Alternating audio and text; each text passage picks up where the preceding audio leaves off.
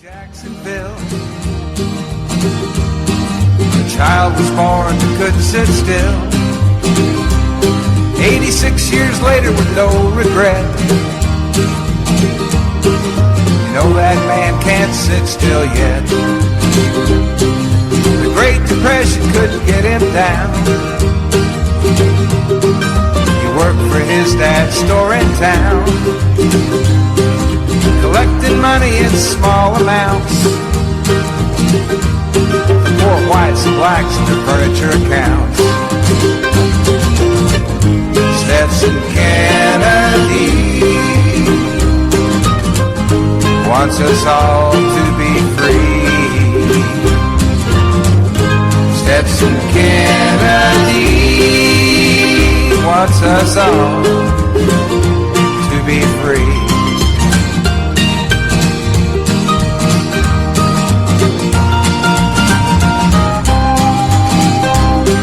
As he'd collect, he'd talk to folks.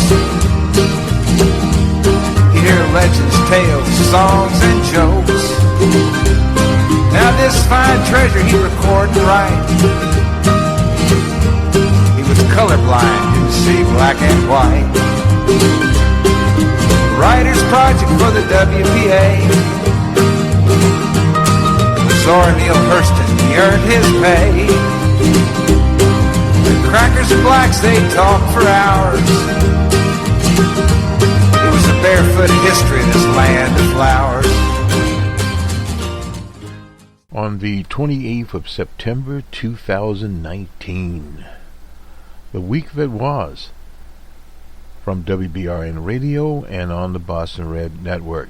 Boston Red here in the Jerry Pippin broadcast booth. Couple of notes here, programming notes. We'll have Area 51 as our special focus sometime this weekend. And we also have our economics program, a macro from that side. This week in economics, we normally call a presentation. And it's called on the various services out there. You can have your favorite one, whether it be iHeartRadio, Stitcher, Spreaker, Apple Pride Podcasts. We don't use them very much. I'm not sure if we'll get to. I have to check and see if they even get our latest feeds anymore. But we are on Google Podcasts. We have an open source report over there on Google Podcasts. That is our technology report. We put those out periodically. We had one out last week. And all of our other broadcasts will appear on those various networks. On YouTube, there's audio there. We'll get the. We had hoped to have some of the video casts up. At one time, before live stream became the expense, I should say, became prohibitive, we used to have live stream broadcasts up that we would be doing with the late great Jerry Pippin. In the going back to Jerry Pippin, he will appear in Jerry Pippin's production company, talking about UFOs, and our broadcast will be around the latest adventure at Area 51, which is close to Roswell, New Mexico. And it was placed on Facebook, and over 1 million people signed up to be there, but only 100 and something showed up. But nonetheless, they did, in fact, show up. So this whole game of internet radio is around here. You can also find us on Twitter, on Facebook, the general public, and even at LinkedIn, we post there, and that's for the general public also. So nonetheless, we are out there on all the social media platforms. When it comes to the story of the week, I guess you would say, well, two stories of the week. Greta Thunberg, of course, was at the United Nations, the most important story, and we read an article, I think we'll get it here, that climate change and Greta's speech got more hits than the I word, impeachment, on at least on Twitter. Greta was marching in Montreal, Canada, leading a march there, so she's moving around the world.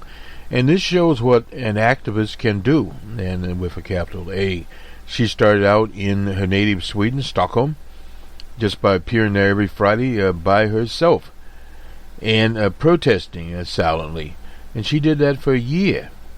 And finally, some of her chums and other students joined her in the effort, and she was able, via a social movement, to organize, inspire a worldwide movement. So what that basically says is little people can do big things, and young people particularly can do big things. And millions of people showed up on the climate strike worldwide. And they marched in New York, they marched in El Paso, Texas, they marched in Santa Fe, New Mexico, in San Diego, California, in San Francisco, the Bay Area, Pocatello, Idaho, Memphis, Tennessee, Boston, Newark, New Jersey, and on around the globe, the continental USA, of course, in Puerto Rico, in Honolulu, Hawaii, etc. And all DJ Trump could say is that that was ruined his weekend at the General Assembly. Well, what actually totally took the air out was the announcement by the leader of the House, Nancy Pelosi of San Francisco, formerly of Baltimore, Maryland, that they would start a formal inquiry, that is the House, towards impeachment. Many call it a roadmap, and 3 basic committees would do that particular situation, one by Engel, one by Schaaf there, and also by the long serving representative from New York, Jerry Nadler. Jerry Nadler has been around a very, very long time. Now he's a senior member of the House. And none of these people are part of the squad. Now, DJ Trump was caught off guard by this, the severity of it, and also the person that put out the security objection or whistleblower type of complaint was someone that had been in the intelligence community, as we understand it, and we'll get to that, perhaps had worked there with the CIA and in or around the White House, basically there, and is now with a non-governmental agency. We don't know which one, but the New York Times reported that he had been CIA. We'll get to that and what the editor of the New York Times said about it and why they did it. But the principal newspapers we'll be looking at here is the Los Angeles Times. That will be the recording of one DJ Trump speaking to a closed meeting of UN and diplomats and their families are there, and you'll get what he had to say. Now, so this situation is now out there. The roadmap is out there, and Trump has had a buy on social media, particularly Facebook, following the roadmap put out by Jones of Austin, Texas. He used to have the InfoWars site, and it has, of course, been basically taken down, but they still have some sites there that are not perhaps InfoWars, but old Alex Jones is still in the game, directly or indirectly. And of course, old Dredge, with the Dredge Report, he was back there, got his start on the People versus Orenfeld James Simpson, the national hero. So he's been digging up dirt for the right wing for a very long time. And we'll talk about the various people at Fox. They are not presenting a unified view there. Mr. Scaramucci has appeared on some right-wing networks and just networks in general. He was a communication director, Anthony Scaramucci, at the White House before being terminated. But they interviewed him, and he sees this whistleblower's complaint as serious and what any patriot would do. Now, this thing is beginning to be set as we software developers say, the wraparound is patriotism. That's a very interesting one when you start talking about patriotism you're talking about the other person, in this case, DJ Trump, being unpatriotic. Period. And this is in the political process. We're not talking about a criminal process here. Yes, there could be obstruction of justice, violation of election laws, but that is a different case. Impeachment covers high crimes and misdemeanors. Now, what are high crimes? Well, this could be a high crime. Doesn't mean a criminal crime, a high political crime. Are misdemeanors, and that has been around forever in the Constitution. It's been used 4 times. There was the case of Andrew Johnson.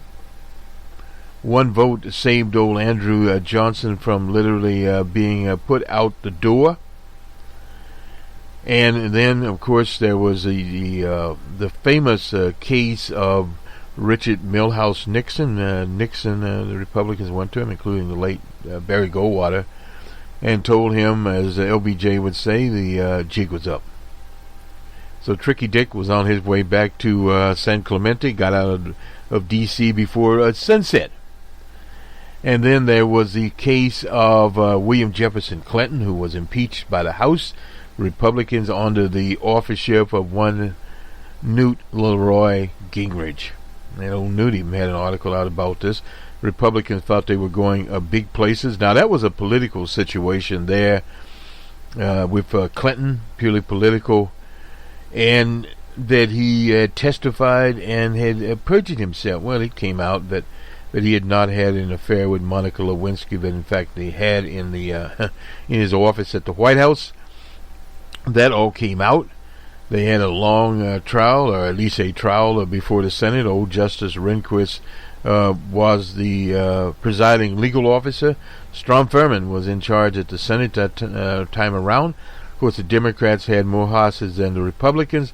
Thus, Bill Clinton was acquitted, stayed in office, ran for re-election, won by a landslide.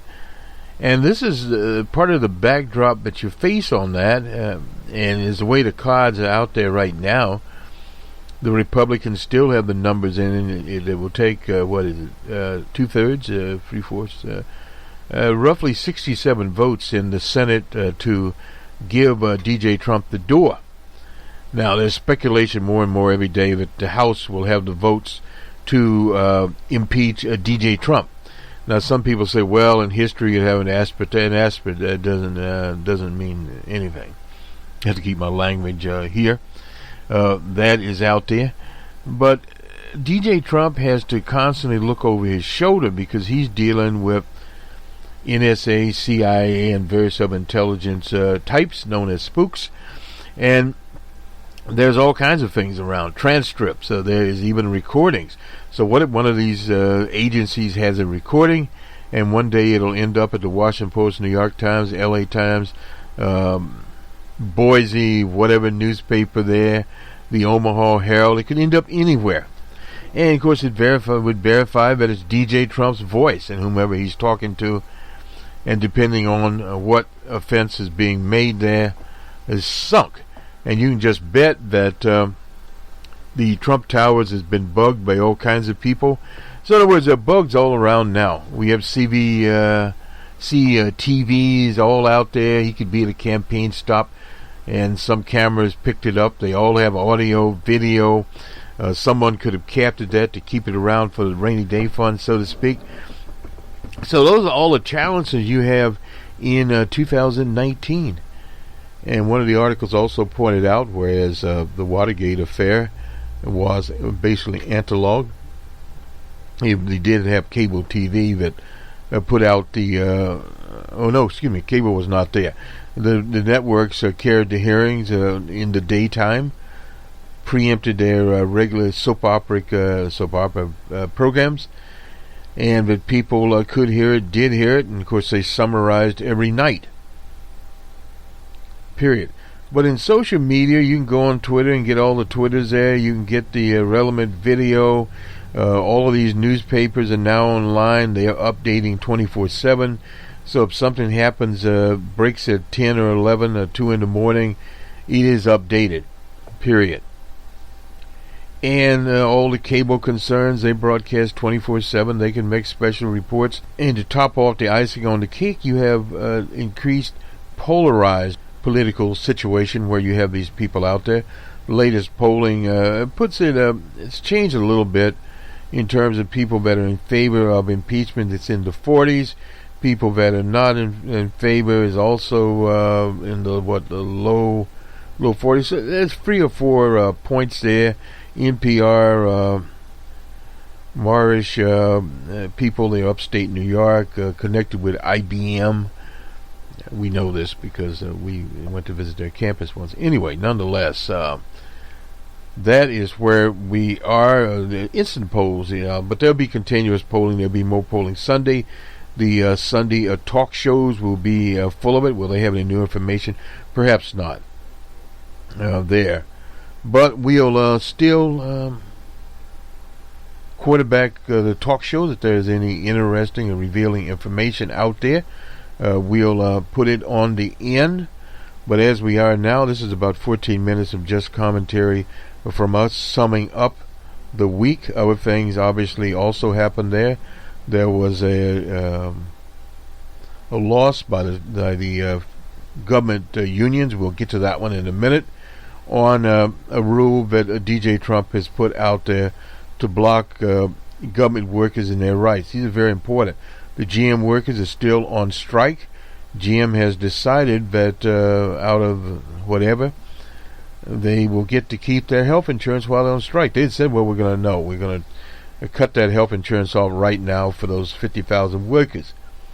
They decided they wouldn't do that. But when you have strikes, you not only the workers suffer, but productivity suffers, unemployment or redundancy rates go up. The communities suffer because of the workers, while they'll be getting their $250 a week or whatever, aren't buying beers, hamburgers, pizzas at these various places in these towns. And the suppliers have had to lay people off also, so it's kind of a domino effect out there with the economy. And on the Numbers Man, our economics program, we'll talk about where consumer confidence is, GDP at 2%, but that can be expected. The models have forecast that in the out years, 2020, 2021, and this does matter, GDP will not be where it used to be. Republicans used to complain about the GDP during the Obama administration when they come out of a depression. Well, this is a different situation now, but any political scenario, including an impeachment thing, it brings about uncertainty, particularly in the case of this administration that is very, very business friendly to the most reactionary sectors of business. And we're talking about the fossil fuel people, those people out there, and certain other the more backward sectors in the economy. Those are the ones that are benefiting, including investors. And Wall Street, they have done well. They've done very well on the Barack Obama. But they're doing okay now, but it's more up and down. Clouds are coming in. Let me start this off here with Jamel Bowie. For those that remember, he used to be on Face the Nation. We'd see him there, and he was at, I believe, Slate. But now he's made it to New York Times, and congratulate Janelle, Mr. Bowie, on this. Anyways, there are observers, including critics of DJ Trump, who are skeptical of the push for impeachment. Not because he hasn't earned the contempt and sanction of Congress, but because politics are too risky. Will the public support an impeachment investigation in an election year, or will it turn away in disgust over dysfunction in Washington? Does Trump, who thrives on attention and chaos, want impeachment? Some have said that he does. Does he want his opponents to devote their time and energy to something that can only divide and polarize the public? Before tackling these questions, let's look at what happened since the House Democrats committed to the impeachment inquiry. And impeachment inquiries begin. 6-time opinion writers weighed in on the characters, the strategy, and what comes next for DJ Trump. I'm not sure where this article is going. Okay, we won't mess with this. These are very Christopher Buskirk, excuse me. Impeachment is an act of desperation. Impeachment will very likely be good for DJ Trump, and so bad for Democrats who might have to report them as an in-kind donation to his party. Perhaps the Democratic leadership thinks that this is a good way to raise money and to keep their base energized for the next election. Regardless, the Democrats pushing impeachment, now joined by Nancy Pelosi, are doing everything they can to ensure DJ Trump's election. Now that is his take on it. And somebody else here, Ross Duant, I think is how you pronounce his name, asked an intelligent Republican staffer who imagines awaits their party after DJ Trump. You get an interesting dispensation on the factions and figures that might shape the conservatism, political and policy arguments to come. The same staffer asked if Trump is reelected, you'll get a heavy slight, 1,000-yard stare, and then hopefully we'll just pretend he isn't there. I don't know if it's a waste of time there. Maureen Dowell, she's been around since, as LBJ would say, crisis of corporate. It's a beautiful day for an impeachment, or at least an inquiry about an impeachment inquiry. She's writing also on the 27th here.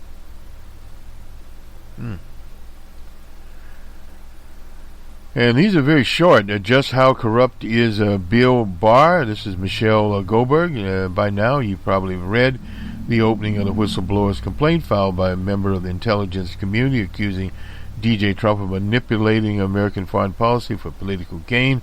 But the whistleblower's stark and straightforward account of superfying treachery and deserves to be repeated as often as possible. In the course of my official duties, I've received information from multiple U.S. government officials that the President of the United States is using the power of his office to elicit interference from a foreign government in the 2022 election.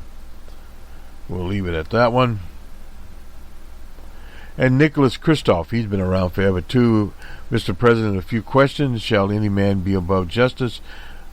George Mason asked it in 1787 and at the Constitutional Convention. Above all, shall that man be above it who committed the most extreme injustice? This is a central question from the framers of the Constitution, which were all men and all Europeans. And to what extent shall impeachment be a check on the president? And this is a central question in our political system today. That's the end of them right there. I didn't realize it. They had a number of them coming in here all at once. Let's just finish up this Times situation here. I'm not certain. This is Fox News. We definitely want to get this one in. What the various functionaries at Fox News have on their little minds. At Fox News, Trump's impeachment inquiry brings on-air sniping. Well, a little sniping, I guess, is good, but usually you don't have it at the right-wing media like that. This is by Michael Graybaum. Fox News personalities, this is also from the Times, are facing heckles, insults, and criticism for their coverage this week of DJ Trump and the impeachment inquiry. And just from their and that's just from their colleagues, and in an unusual airing of intramural grievances, Fox News anchors and pundits have let loose on one another in full public view, lobbing attacks across time slots and offering a rare glimpse into tensions behind top-rated cable news channel. One starking exchange, a guest on old Tucker Carlson's primetime show dismissed Andrew Napoleoni, the veteran news analyst as a fool for saying that Trump's urging of a favor from the Ukrainian Prime Minister constituted a crime. Shepard Smith, the network's chief news anchor, fired back the next afternoon, declaring it was repugnant that a guest would insult a Fox News colleague, adding pointedly that the remark had gone unchallenged by Tucker Carlson. Back on the air, Carlson gleefully extended the feud, mocking Smith's comments and noting, unlikely maybe some dayside hosts, I am not very partisan. Smith, a nonpartisan news anchor, is often accused by Trump of a liberal bias. On-air bickering came back, and Fox News journalists embarked on a sensitive task covering the details of Trump's interaction with Ukraine, even as their network star commentators had strived to dismiss the matters of which are led by Democrats. Chris Wallace gets into the act on Fox News Sunday. Anchor observing that the spin from Trump's defenders is not surprising, but is astonishing and I think deeply misleading. Wallace did not specify which defenders he was referring to, but liberals were quick to point out Fox News prime time hosts had been amongst Trump's most vocal allies in the past few days. On Thursday, old Sean Hannity, opened his Fox program by addressing the words radical, destructive, disillusional Democratic Party, the media mob, their allies in crime, and which now descended into complete and utter madness. Fox News said that Wallace was not referring to his primetime colleagues. The friction between Fox News reporting staff and his pro-Trump lineup of primetime commentators is not new. Journalists in the network's Washington bureau have grumbled about the president granting interviews to pundits like Hannity rather than the reporters. It's not unusual as spectacles of the network's personalities clashing on air under the iron rule of old Roger Ailes, who is now dead, fortunately. Overt conflicts between hosts were quickly snipped out. That Carlson and Smith traded jabs over 36 hours. That Ailes' style of harsh discipline has eroded at the network. Well, there's a different time there. He is gone. The five deteriorated after the liberal Juan Williams suggested that his conservative co-hosts were echoing talking points from the White House. Now, to call Juan Williams a liberal is insane. Juan Williams is a conservative, in fact, a rabid conservative. He used to be somewhat liberal, and then he passed to neoliberal, and then he passed to conservative. Juan Williams, the eye on the prize, I believe he was even in that. It was unfortunate. Asking a foreign government to investigate a political rival is illegal, Mr. Williams said, because his colleagues angrily shouted him down. You get that from Media Matters. One co-host, that's Greg Gutfield, that's a good name for him, said it in an angry tone, referring to the advocacy group that regularly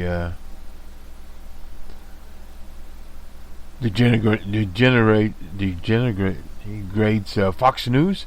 Even by the standard of five, it was a stinging exchange. Wallace, in his appearance on Friday on Fox News, offered a grim analysis of Trump's political standing, even as he made clear he did not view impeachment as invincible.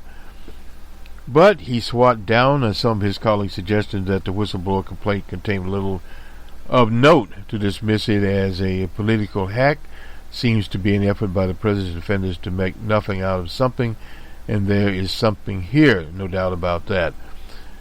At one point, the news anchor Sandra Smith challenged Wallace, saying that she did not see a clear offer of quid pro quo, the exchange of something for value, in the rough transcript of Trump's call.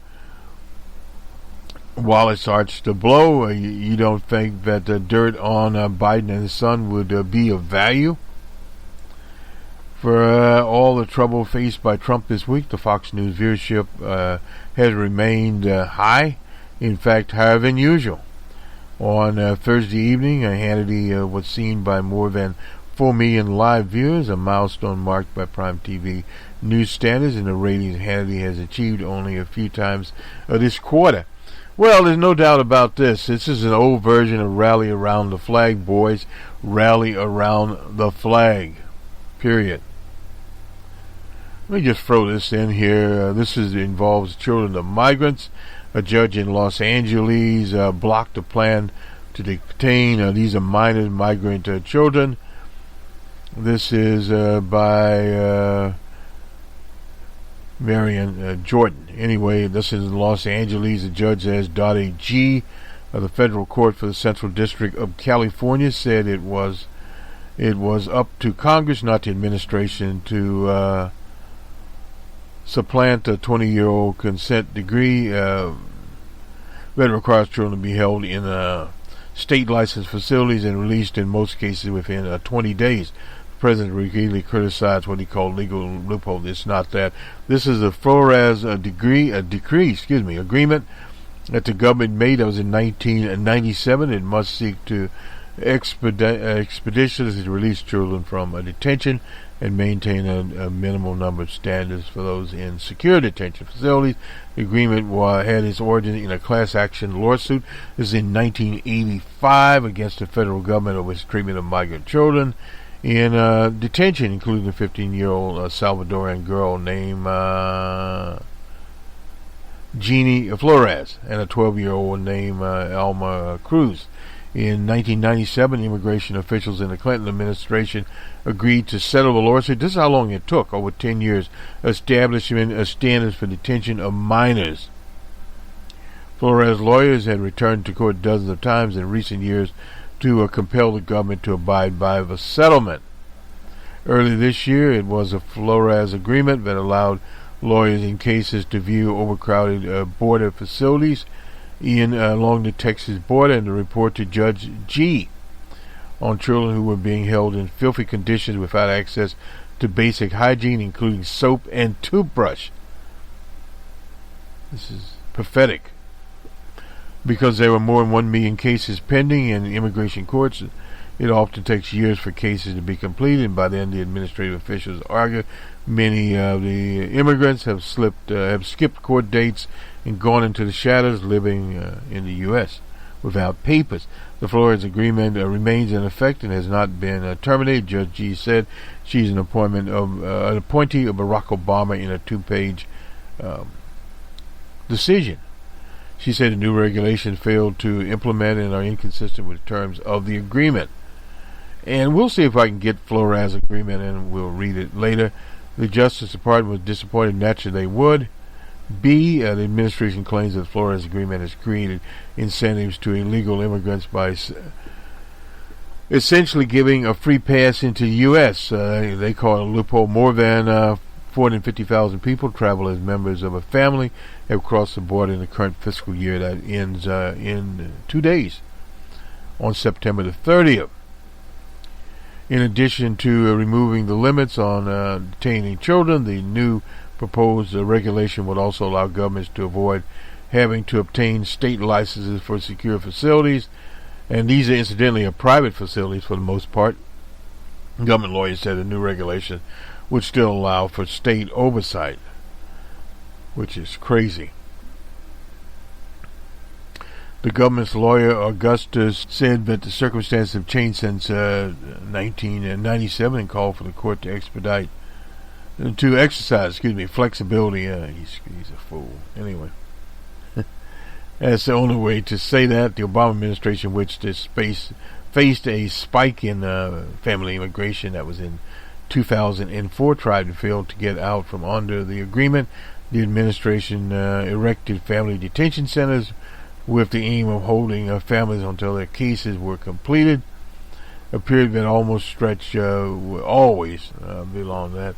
In 2015, Judge G expanded the scope of the settlement to clarify that it applied not just to children traveling alone, but to those who crossed the border with their parents. In trying to update the detention standards, it signed agreements with Mexico, Guatemala, Honduras, El Salvador, all very dangerous places to absorb more immigrants. The administration also forced more than 45,000 to wait in border towns in Mexico, which is just crazy there. Kelvin Mac,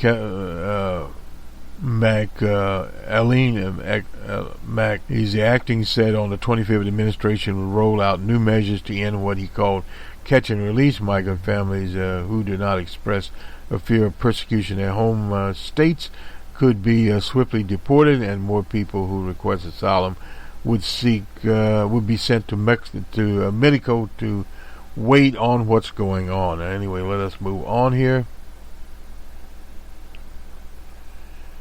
and see exactly where we are. Take a little look at this NPR poll here. We were looking at it on our original broadcast, which had some technical difficulties, so we are rebroadcasting. Let me see if I can just get this one question. These are the crosstabs. We went through those and see if we can get this. Get the question here. Do you think the House of Representatives impeachment inquiry into DJ Trump is one is a very serious matter of national doubt, 50%, just politics, 48%. You see where this is going. The impeachment required not too close, not all closely, 47% and 47%. Now, the Democrats, 82%, thought it was a serious matter, and 15% just a matter of politics. For the Republicans, 14% it was serious, 85% said it just politics.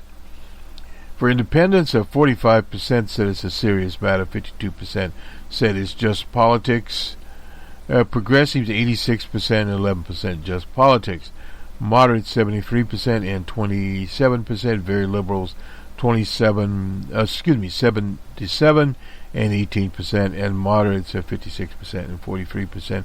Very conservatives, only 20% thought it was serious, and 79% not very serious. Trump supporters in 2016 in the Northeast, 56% thought it was serious, 43% not very serious. Moved to the Midwest, 54% serious, 45% not very serious. In the South, 46% serious, 51% not very serious. Out west, it was about the same, 49% very serious, 47% not so serious. These are people that voted for DJ Trump. Household incomes less than 50,000, 58% thought it was serious, 39% not very serious, 50,000 and more, 47% serious. 51% not very serious, not college graduates, 46% serious, 51% not very serious, college graduates, 56% serious, 43% not, of Europeans, 49% not very serious, 51% very serious, and 51% not very serious. For people that are not Europeans, 55% thought it was serious, 40% not very serious. In education here, for Europeans, not college graduates, 43% it was not very serious, 57% serious. For the college graduates that have to be Europeans, 56% said it was serious, and 43% not serious. And if we go to gender here, for males, that Europeans, 40% serious, and 60%, you see how the score goes up here, 60% not very serious. Of the college graduates, it was 48% serious and 50% not very serious. Of women, 45% thought it was very serious. These are Europeans, not college graduates, and 55% are there that thought it was not very serious. So lower things there. And of European women, college graduates, 65% thought it was serious, 35% thought not so serious. And you can see the difference here, 20%. And for under 45, 55% thought it was serious, 42% not very serious, 45 and older, 46% serious, 53 not very serious. For men, 44 serious and 53 not so serious there. And for women, 56, 2 percentage points higher, thought it was serious, and 42% thought it was not serious. And for European evangelicals, your description in big cities, I guess if there are any, 60% thought it was serious, 36% not serious. Small cities, 43 and 54. Suburbia, 53 thought it was serious, 47 not so serious. Small towns, 47% thought it was serious, 52% not. And I'm not sure what the difference in rural there is. 52% thought it was serious, 55% not very serious. So these are some things from that particular poll. A whistleblower within the intelligence community filed a complaint about the content of a call by DJ Trump with a foreign government leader. Do you think the whistleblower should or should not testify for the House Representative inquiry there?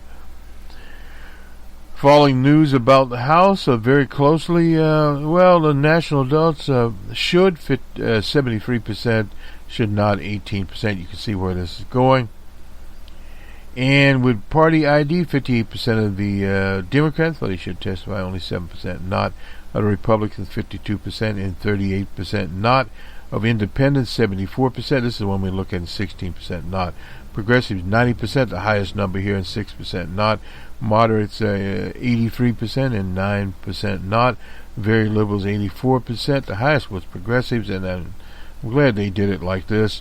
And moderates, 75% and 15%. We get down to very conservative, 64% and 29% not. And if we look at Trump supporters in the Northeast, 69% thought they should testify. The Midwest, 75%. The South, the lowest percentage, 72%, 18% not. And in the West, 75%. Of course, there were a few of them. With less than $50,000 for income, 71% thought that he should. With $50,000 or more, 75%. You see that not college graduates, 70%. College graduates, 76%. Europeans, 71%. Non-Europeans, 77%. Europeans not college graduates, 69%. Europeans college graduates, a little higher there, 73% thought he should testify. And for European men, not college graduates, 72%, only 16% not. And for the college graduates, 3-point difference here, 75% and 20%. For women, European women, 67% thought they should, 27% not. And for those European women that graduated from college, 71% and 22%. The under 45, 76% thought they should testify. We assume it's a he. And 70% older there thought it should. And gender on men, 74% are for testifying, and women, 71%. This is men. And the evangelicals appear back again. Big cities, 81% for testifying. Small cities, 67% goes down. Suburbia, fairly high, 73%. Small towns, 72%, and the rural, 69%. So that's our numbers there. Enough of that. We'll go to Uncle Karl Rove. I think we have time for Uncle. He calls it, he's writing the Wall Street Journal on the 26th of September 2019. Nancy Pelosi announced that the House will formally consider President Trump's impeachment has plagued America into into a constitutional crisis. Trump smartly released a transcript, and of course transcripts dating back to Nixon are not usually that accurate. Anyway, this is a conversation he had with Zelensky, the president of the Ukraine. Nancy Pelosi claimed it made after the transcript released, but before she read it. How does he know that? Anyway, asked the foreign government to help him in his political campaign at the expense of our national security. Yet don't expect the president's act of transparency to deter the Democrats who want to remove him from office.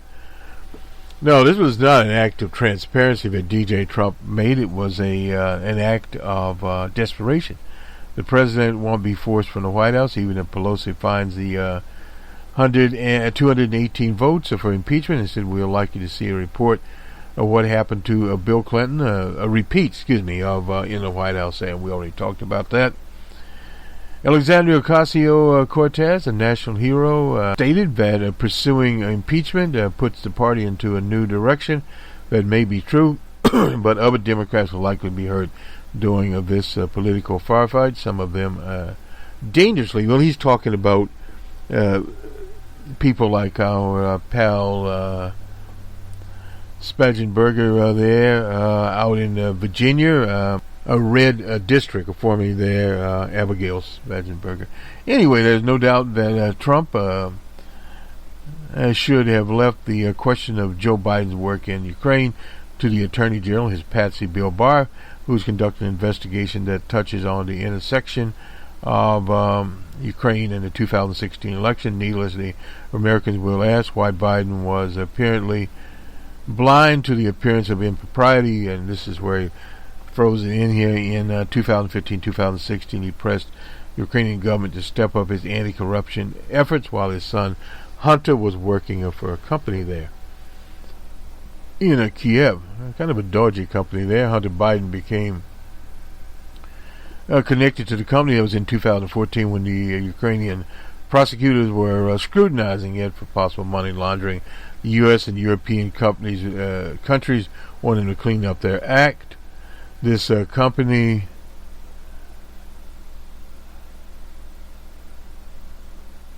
Berishmer put Biden and another American named Devon Archer, a friend of of John Kerry's, on the board. The Wall Street Journal reported that the young Biden made as much as $50,000 a month, no doubt. Anyway, then he goes on, Uncle Carl goes on to Liz Warren and Adam Schiff could also come to regret recent comments on Sunday. Senator Warren called for Trump's impeachment for having solicited another foreign government to attack our election system. In a Tuesday fundraising email, Schiff accused the president of having pressed a foreign leader to make up dirt on one of his political opponents. Both claims are irresponsible. Why are they irresponsible? All things political are political.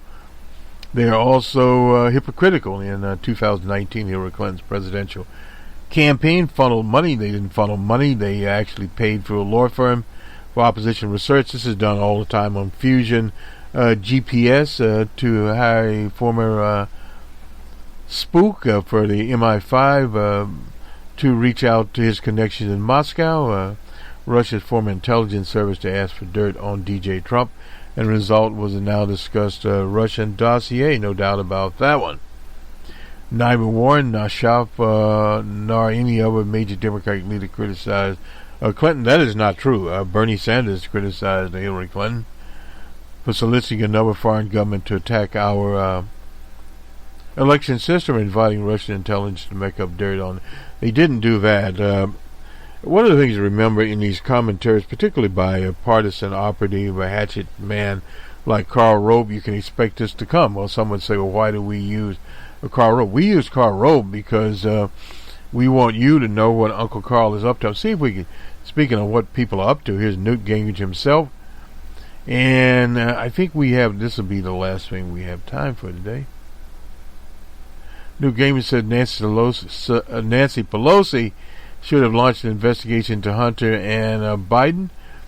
Of course, he led the Republicans to one of the most stunning electoral victories. They called a contract on America. 25 years later, he and his team revealed the inside story of their contract with America. He ended the 40 years of House Democratic rule. The new special inside the contract with America debuts, in fact, on Fox News. It's already available now at the Fox Nation. When Pelosi declared no one is above the law, her target was DJ Trump. She did not, this is written by Newt Gingrich, did not fare more damage but she did fare more damage, to former VP Biden. Democrats are very excited by a few words in a phone call between, this is a minimizer between DJ Trump and the new reform-minded anti-corruption Zelensky, president of the Ukraine. The words asked to open an investigation to get the truth. Most Americans will ignore attacks on investigating corruption as just politics. However, when America learns how deeply involved Hunter Biden was in China, now he's expanding it here in China and Ukraine while it's fought with the vice president. The Biden-Ukrainian money problem is somewhat new. is not something new. 5 years ago on May 14, 2014, the Washington Post headline, Hunter Biden's new job at Ukrainian gas company is a problem for U.S. Soft power. The vice president intervened to protect his son and his son's company from Ukrainian corruption. Investigation was heavy-handed and amazingly arrogant. There's no question that Biden interfered in his own words to the American Council on Foreign Relations. That was in 2018 in January. Clearly pushed to have the prosecutor who investigated his son fired. I was supposed to announce that there was another $1 billion loan guarantee, and I hadn't gotten a comment from the former president Poroshenko and the former Prime Minister Yeltsin that they would take action against the state prosecutor, and they didn't. So they said they had, and they were walking out to a press conference. I am not going to, and we're not going to give $1 billion, they said, and you have no authority. You're not the president. The president said, and I said, called him laughing, I said, I'm telling you, you're not getting the $1 billion, and I said, you're not getting the $1 billion, and I'm going to leave it there, whatever. I'm leaving in 6 hours, and if the prosecutor's not fired, you're not going to get the money. Well, SOB left her, he got fired, and they got the money. So this is basically what happened there. He quotes another right-winger here, Stetson, in the Washington Post, and somebody that writes an opinion column there, citing the New Yorker. Stetson reported that this is in 2015 as Joe Biden prepared to return to Ukraine, and his age braced for a renewed scrutiny of his son Hunter. Amos Holstein, the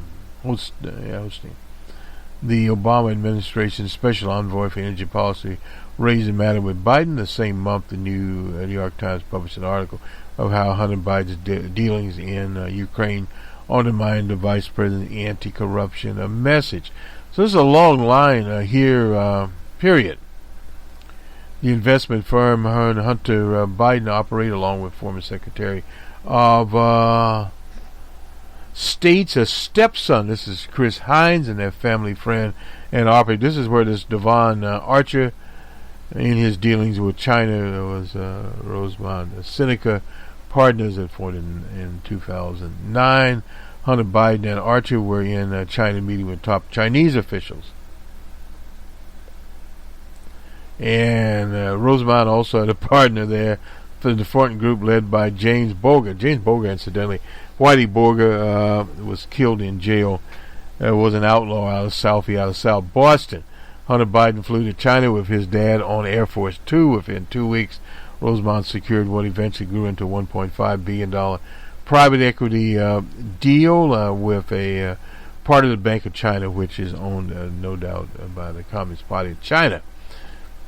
So, as Switzer put it, the Chinese government funded a business that it co-owned along with the son of a sitting vice president. Well, that's out there. There's nothing. These meetings between Biden and Chinese official happened the same day Vice President Hunter Biden, met with the then Chinese Hu Jintao as part of a national security summit in Washington. And he has a dateline of things out here. No doubt we'll be referring back to some of these. We're going to end it here, and as we disappear from the air, we'll have that audio, hopefully from the LA Times, on DJ Trump and his meeting with diplomats at the UN. We'll see you on the Monday morning quarterback on the political side of the Boston Red Network, and we'll have Numbers Man on the economic side. It's known as the Numbers Man Show, and special programming will come out sometime this week. Will be Area 51, and we're appreciative of the late Jerry Pippin and his production company providing some of the audio for that particular show. Have a good weekend, everyone. We'll see you on Monday morning. Good day.